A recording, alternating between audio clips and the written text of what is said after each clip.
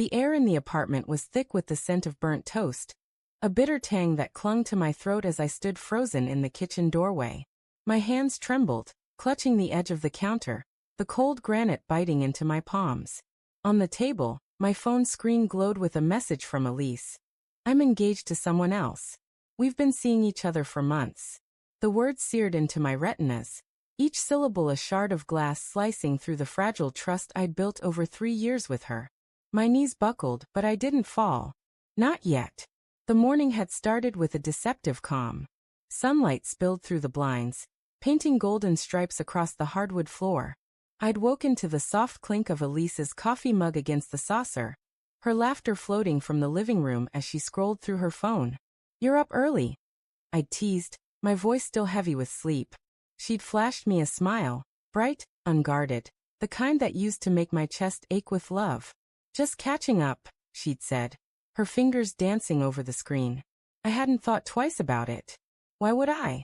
Elise was my anchor, my constant in a world that often felt like it was spinning too fast. But there were signs, weren't there? Small, nagging things I'd brushed off like dust on a shelf. The late nights at work that stretched longer than her usual deadlines. The way her phone was always face down now, its screen a black mirror reflecting my growing unease. The perfume she wore last month, something sharp and unfamiliar, not the soft lavender I'd bought her for our anniversary. I'd told myself it was nothing. People change scents. People work late. People get distracted. But standing here now, with her confession burning a hole in my pocket, those excuses felt like lies I'd fed myself to keep the truth at bay. I sank into a chair, the wood creaking under my weight. My mind raced, replaying every moment, every glance, every half-spoken sentence.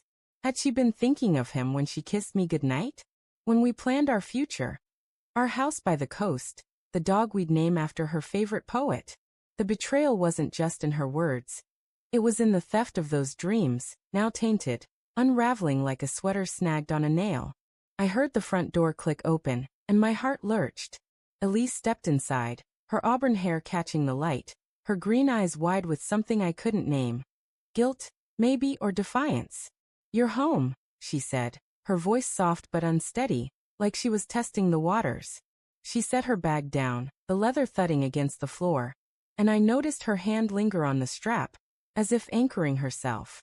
"You're engaged," I said, the words spilling out, raw and jagged. My voice didn't sound like mine, it was too hollow, too broken. Her face crumpled for a moment, then hardened, like she'd been preparing for this. "Ryan, she stopped, her lips pressing into a thin line. "I didn't mean for you to find out like this." "Like this?" I laughed, a bitter sound that echoed in the quiet room. "How should I have found out, Elise? At the wedding? When you moved out? Or were you just going to keep pretending until I figured it out myself?"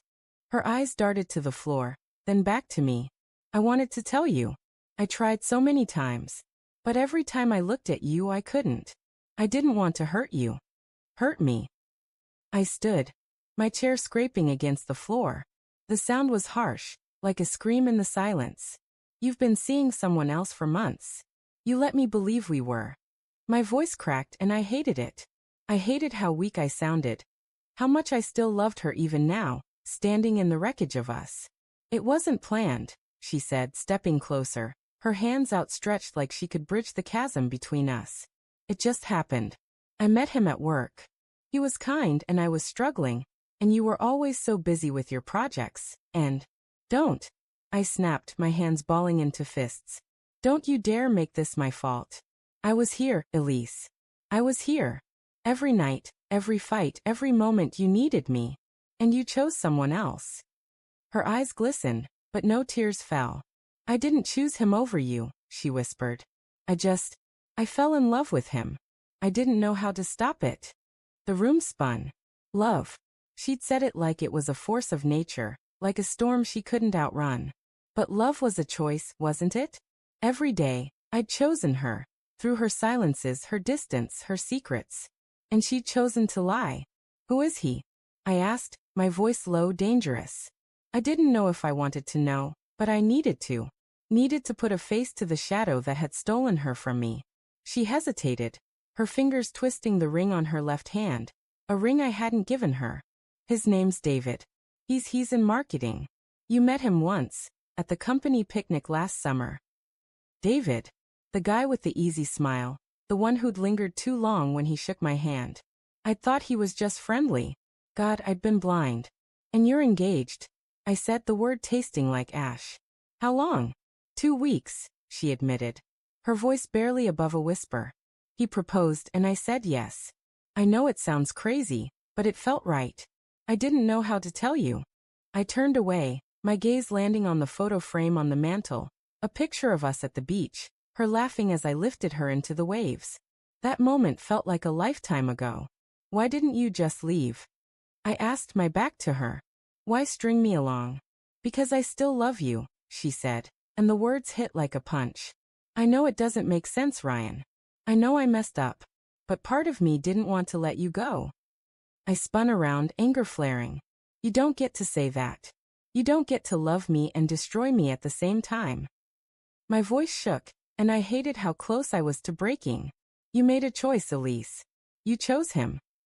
She flinched, and for a moment, I saw the girl I'd fallen for, vulnerable, human, flawed. But then her jaw tightened, and she straightened. I'm sorry, she said, and it sounded final, like a door slamming shut. I'll pack my things. I watched her move through the apartment, her footsteps soft but deliberate, like she was already leaving me behind. Drawers opened and closed, the rustle of clothes filling the silence. My mind churned with questions I didn't ask. Did she ever love me the way I loved her? Was I not enough? Or was she just too weak to fight for us? As she zipped up her suitcase, the doorbell rang, sharp and jarring. Elise froze, her eyes darting to mine, wide with panic. My stomach twisted. Who's that? I asked, though I already knew. She didn't answer, just moved to the door, her hands shaking as she opened it.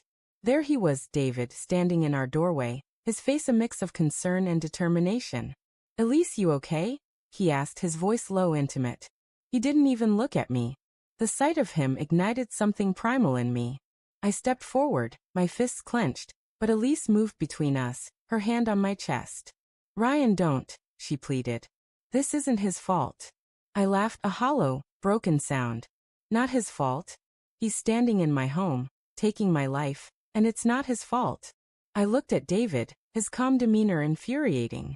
Get out, I said, my voice deadly quiet. David's eyes met mine, steady, unapologetic. I'm sorry, man, he said, and I hated how genuine he sounded. I didn't mean for it to go like this. Get out, I repeated, each word a blade. He nodded, stepping back, but Elise turned to me, her face streaked with tears now. I'll go, she said.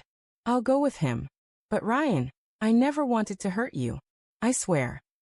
She walked out, her suitcase trailing behind her, the wheels scraping against the floor like a final goodbye.